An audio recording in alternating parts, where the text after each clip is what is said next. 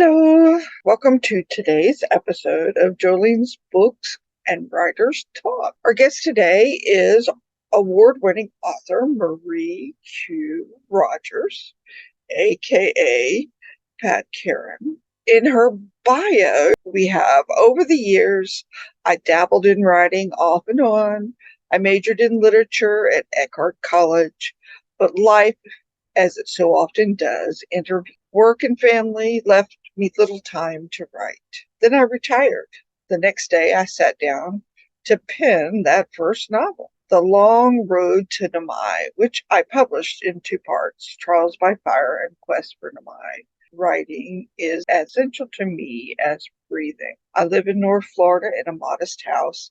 In the woods, I love to grow things and share my knowledge of gardening with others. I also love to travel, home or abroad, and my small RV takes me on many adventures. Fortune has provided me with a vibrant writing community, the Writers Alliance of Gainesville. We help and inspire one another in our endeavor. It goes without saying, I also love to read every genre of literature, fiction and nonfiction alike. Now, Miss Rogers has penned 4 novels, 2 of which are on Vella. One of those is published in a book form, and then she has 2 other books. Today, we're going to be discussing Kindle Vella, Sunshine State Book Festival, which she is currently in charge of, has been for several years, and hoping to find someone else to take that role so that she can finish a book that she's currently working on. Without further ado, let's get on and see Miss Rogers. I'm Marie Q. Rogers.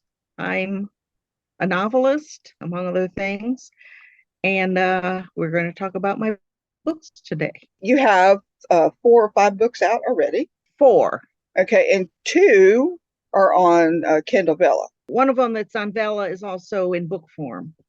So I got 3 in book form and then another one on Vella. What has been your experience with Kindle Vella so far? When I put the first one on there, I was actually making a little bit of money. It's easy to put books on there. There are so many on there, and they will feature the books that are doing well. So the ones that aren't doing well yet, it's hard for them to get a foot in the door, basically. When I first put the first one on, I was making a little bit of money, not a lot, but I was pleased. Then I put it into book form, and so it's available 2 places. I thought Amazon wouldn't let us have it both on Vella and in book form. At first they didn't. And so I waited till I was ready to put mine in book form and emailed them that, okay, you can take it off. But then I found out that you can keep it on both. Well, that's a good selling point. Yeah, They need to tell that to more people. I know. Well, that was the rule at first, but they changed it.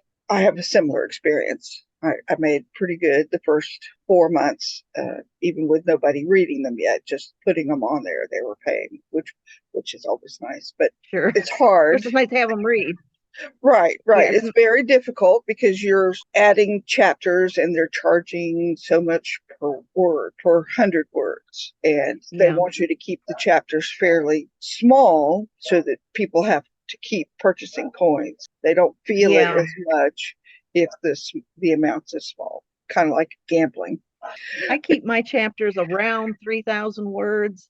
It may be too much, but it's a good chunk. It makes sense. If I chop them up smaller, it wouldn't read as well. So that's been my focus, readable chapters. I think the recommended one don't want you to have more than 50 coins worth, but you have to have a minimum of 600 words per chapter. Right. The next part, do you self-publish? Yeah. At first, I tried shopping around, and if you're a politician or a lawyer writing a book that's, everything's in the news right now, oh, you're a bestseller right away. But the rest of us, a lot harder. Right. Do you do your own book covers or do you pay somebody for that? I pay somebody. My first 2 I got done through Fiverr through the same artist, and I was real pleased with it. The third one, I had my own ideas how I wanted it to look. I have a son-in-law who's an artist, and he did that cover for me, and I'm real pleased with it. The next question I probably should ask is, you have your own website? Yes, I just looked at it. It looks very nice, by the way. It's thank you. Put together, it's streamlined. It looks like it's nice and updated. Are you on any social media at this time? Facebook, and I did have Twitter, but Twitter's just not, well, doesn't exist anymore. And I think I have an Instagram account, but I haven't been doing anything with it. Do you purchase ads on Facebook? I haven't. How about Amazon? No, I haven't done that. I'm not sure if it would really pay off. It's a hit and miss kind of thing. Some say yes, some say no for both of them. You're a member of the Writers Alliance of Gainesville. Right. And how long have you been with them? I think since 2014, I think. Almost 10 years. Yeah, almost. Do you find that being a part of a group has helped you get your writing improved? Oh, definitely. Well, the reason I joined is I had a book that thought was pretty much ready to go, and I wanted to join a critique group. So I did. They told me right up front, this isn't very good. A good story, but the way I had it put together in my writing, I needed a lot of improvement. And they helped me with that. The critique groups are just, to me, it's the best thing because they taught me how to write. I could write, been writing in my job. I used to be a social worker, but fiction is a whole lot different. Oh, yes. And yeah, Transitioning from nonfiction to fiction is a whole other ballgame. it Requires a different is. set of skills. Mm-hmm. Okay. And do you participate in any book events through the year? And which ones do you like the best? I've been with the Sunshine State Book Festival from the beginning. I ended up being the chairman, and I can't get rid of that job. The book festival is a good thing, a really good thing. Occasionally, we will go to other festivals, arts festivals, and I participate in those, sell a handful of books. Seems like it's taking time to get my books out there, but I'm starting to get out there, so that's good. Over the last 10 years, how do you think you've progressed in your book selling efforts as an independent author? Working on it, I'm getting better. Actually, I didn't put out my first one until, let's see, 2019. So I was with WAG for several years before I had something ready to self-publish. But now I've got three, and then the another one on Kindle Vella. So I'm just working my way along. Which genres do you try to concentrate on? Well, fiction, and it seems like most of what I write is science fiction, and most of that is paranormal. My first two books were young adult. The other two were more, general adult. You are award winner writer. I saw that Yeah. in your bio. Very nice. So, which of the awards do you try to participate with, or have you participated with? Well, I always enter something in the Royal Palm Literary Award, and that was my first one. Trials by Fire won one of those, and then I also got a Firebird Award on the same book. I think one thing, Trials by Fire starts with a bang. My others are kind of a slow burn, and that's kind of a disadvantage with the book awards because they'll have the first judges just read like 50 pages. If things don't get really exciting before 50 pages, you don't score as well. Story is what it is. Right. Um, I'm not going to start off with a bang if that's not appropriate. Eventually, the story will catch on and people will be willing to read it. I enter a lot of them. Maybe some of them will pick up on it too. I knew of the Royal Palm because it's a Florida award. I'm associated with the First Coast Romance Writers, and they do a romance award every year. It's called NERFA, National Excellence in Romance Fiction. The judge this year, and I read all the way through the books. We only had to have three each, and we had 2 months to get them done. We could read all of it and give it our attention, I think, a lot better. I know that there's like a science fiction award, a national one. Are you part of their society? No, I'm not. The only thing I belong to is WAG and Florida Writers Association. Those are the only two I belong to. There are a lot of different awards for independent publishers. I keep applying, and a lot of the national ones weren't accepting indie authors until right. very recent. And I think they were pressured into it because there's been so many successes. When you're not writing and working and being part of WAG, what do you do for fun? Seems like I'm always working. I I'm retired, so I don't work for money for other people, but I do an awful lot of volunteer work. I'm in garden club and many layers of that with many jobs with that. My church, I'm gotten down to only 2 jobs at church. One time I had 7. That was too Fine. much. Now I don't tell people what I've done in the past so that they won't ask me. So you don't keep your LinkedIn profile up to date. No, not very. People want to be, oh, what is it? It's not friends, that's Facebook, but LinkedIn, they want to connect with you. And usually I Right. will, unless somebody looks creepy, and then I won't. I probably should spend more time with LinkedIn and I might get somewhere with that. I keep telling myself it's something I need to do. Actually, yes, because you can link your blog into LinkedIn and have it automatically post whenever you write. There's more and Yeah. more authors creating professional profiles on LinkedIn and publishers starting to use that platform to engage Uh-huh. with writers. I highly recommend it. Facebook is Yeah. nice, but you don't, it mix bag things, but LinkedIn is a professional organization and you can connect Mm-hmm. more and more of the groups, writing groups are creating professional profiles on there as well and connecting that way. Mm-hmm. And I created one for my business and one for the First Coast Romance Writers. And we try to keep posting, once or twice a week. It helps getting leads for stuff in the future and to keep Mm-hmm. updated. I know you sell your books yourself at these Yeah. festivals. Do you offer them for sale on your website? Yes, I need to work on that too because I need to have links that are easy to find. Yes, sort of. Part of the services I do. I know there are several other places that you can offer your books for sale and it doesn't cost as much, such as on your Facebook author page.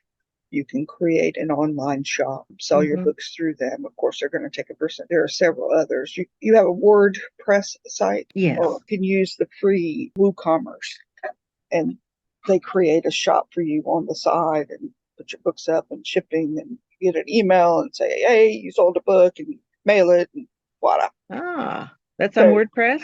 it's on WordPress, yes. I got to Uh, look at that. yeah, you connect your PayPal or if you don't have PayPal, there's Stripe that'll process credit cards for you and stuff. The main thing is that it's secure and that they send you an email to let you know you sold something, which is That's nice. nice. And they don't charge you. You can use the free tools, no problem. So that's Mm-hmm. something to think about in the future. When you publish, do you use Drafted Digital, Ingram Spark, Google Play, as well as Amazon? No, I don't. And I've thought about Ingram Spark. I just haven't gone there yet, but I probably should. And what was the other one? Google Play and Yes, Google Play is uh, trying to become a major player. They do offer ebook and audio sales for authors, and they house everything for you. And I think their mm-hmm. percentage is lower than Amazon. Drafted Digital now has both. They do both ebooks and paperback books, and they distribute them worldwide through the same network that Ingram Spark does. And they don't charge an upload fee and they only get paid when you get paid. And so it might be something to consider. The only thing I will tell you though is you'll need, if you accepted the ISBN for Amazon, No, I bought my own. oh, excellent. If you bought your own, Yeah.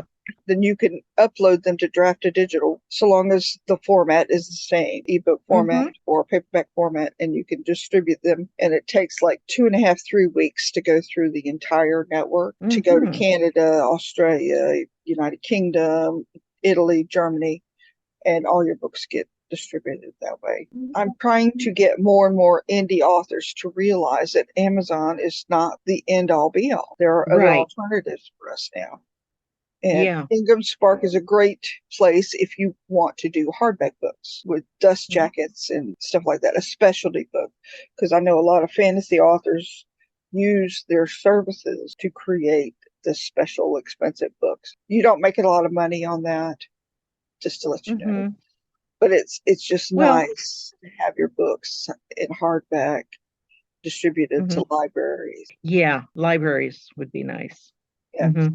Well, Drafted Yeah. Digital sends all the ebooks and their paperbacks to all the library districts. Just go to your library and say, "Hey, my book is on your distributor warehouse now, any of your fans, part of your newsletter, you might want to say, hey, ask your local library to get Hmm. my book. It's available. At this point, I don't look to be making six figures, maybe someday, I don't know. But readers, I want to have more readers. That's Okay. what's important to me. What do you think is the most effective way for you to gain more readers by steadily increasing your readership? My website, my blog, I publish all these things that when I put in my, you know what I mean. Sometimes I get people coming in because they're Googling something and I wrote a blog about it, Hmm. and that brings them in. So that helps and that exposes my book. WAG is helpful trying to help us get things out there. We had a marketing coalition going for a while, and that gave us ideas about marketing, trying just many, many different things. You got to keep Yeah, trying until you find something that works. Now, that right. reaching people through your blog posts of something you posted that didn't have anything to do with your books, that is so true. And Yeah, when you post your blog, you're doing the tags, right? yes, that's what I meant. That's what. And that brings them in. I did one on a interesting story on one of my ancestors, and a distant relative found me through it. It can bring people in from all kinds of places. See, that's very encouraging for these writers. I keep telling you got to have a website because it belongs to you and you can Hmm. connect with your readers in a variety of different ways. Your gardening, for instance, would make great blogs. Once a month, do a little gardening thing, take a picture or whatever. Yeah, I do occasionally things like that. Excellent. Um, As a reader, mhm. what books do you generally like to read yourself? I like lots of different things. I like the classic, and there are still a lot of classic books that I have not had time to read yet. So I do that. I like science fiction, good science fiction. Find myself lately reading quite a bit of nonfiction, things that interest me. Okay, who's If your there's favorite science fiction writer so far? Heinlein, certain mystery books, a lot of the WAG members are mystery writers, and I've enjoyed their book. Your writers, the members of WAG, they're all from all across the Alachua County and the surrounding counties, right? We even have people in other states. I don't know why they want to join WAG. Maybe it's to have their books on the website. Maybe it's there are things on Zoom. Some of the pods are on Zoom, so maybe they want to join a Zoom pod. But yeah, we have a few from around the country. If you're working full time, you want something easy for your to add Hmm. to your thing, and being on Zoom seems to be the way to go. And attend when you can during the year. Right. Let's talk about the Sunshine State Book Festival. I Hmm. got my invitation. You opened it up to non-members recently. Hmm. Why don't you tell us about it? Every year we're growing. Last year we had space for 150 writers. This year we're at the Hilton. We got space for 200. Last year registration filled up very quickly. So we're telling people, don't wait. Even though we can take 50 more writers, we're getting popularity and it'll fill up quickly. I checked on the hotel rooms where it's an event. They only had 2 rooms left, so you may have to open up another section soon. You need volunteers, I understand, from your website. Yes, Which ones? I've been trying to get rid of the chairman position for a couple of years now. We need a lot of the little jobs like promotion, advertising, helping us get the word out there. I mean, there are several things we need planning for the festival. And then the day of the festival, we need to have several people to greet people, answer their questions, take a survey, because some of the grants that we apply for, they want to know, well, where are these people coming from? Are they coming from out of town and staying overnight and eating in our restaurants and such? Mhm. And we need to know what kind of people we are attracting so we know how to increase the traffic into the festival, the public. Get the buyers in there. Last year you had a children's essay contest and Yes. awards. Is that something they're planning for this year too? Yeah, this year subject is freedom to read. Okay, and Last year, when should the kids start? What's the age group and when I should they think start? we're I think we're offering it to all school children now. In Alachua County? or we're marketing it to the Alachua County, but people from surrounding counties are also welcome. Seem to reach more people wanting to do the essays in Alachua County. The outer counties, we didn't get quite as many takers, but they're certainly welcome to participate. Well, school starts soon. The sooner you tell the teachers about the contest and the prizes, the more excitement you're going to get. Yeah. Jenny Derringer has been doing this. She's the Mhm. president of WAG. She's a children's author. She's really out there working on getting the word out and getting it done. We gave out $100 scholarships, and she's hoping that we can do that again this year. This is Yeah. your 5th-year anniversary. Woo-hoo. Yeah. It was really neat. Our first year was very good. Then COVID. Oh my gosh, what are we going to do? So we went online. Since people didn't have to travel, we had people from around the world. All they had to do was make a little video of themselves and put that out there, and that was their booth, their table. And really we did. We had people from other countries. Then the third year, we were all set to go for January. COVID, it reared up. So we delayed it till April. And it was the idea we weren't going to let anything stop us. We had to keep going, and we had. Is there anything that you would like to tell potential readers about you or your books? Trials by Fire, that's my first. The sequel to that is Quest for Namai. That is a story I had been working on since I was a teenager. Through the years, every now and then I'd come back to the basic same story, but I'd go a different route. And then when I retired, I sat down and wrote the whole book out. I did self-publish it as one book before I knew what I was doing and before I joined WAG. Then I joined WAG and was working on another book. Went back and read that first one. I thought, wow, what a good story, but what lousy writing. So I took that off Amazon. I totally restructured, rewrote, recrafted the book, and it was so long I decided to market it to young adults, although it holds the interest of anybody, but it was too long for a young adult book, so I broke it up into two parts, made it into two books. And right now I'm writing, I guess you'd call it a prequel. Okay, this takes place on a different world. It was settled by a bunch of psychic people. And there's the story of the original settlers, the original couple that found this world and brought other people to it. They'd been captured by an alien race that kept them and used their psychic abilities for communication. You watch Star Trek and they can communicate across the galaxy. No, that can't happen. But thought is instantaneous. So these psychic people are able to communicate interstellar distances instantly. So that's why they're valuable. Anyway, this original couple, they found another world, an unpopulated world where they could settle and bring their friends and family with them. So now I'm working on their story, the story of Moses and Rilla. So I guess it would be a prequel. Your dove book, one Mhm. on Kindle Vella. I read the first 12 chapters and then I got distracted. Sorry.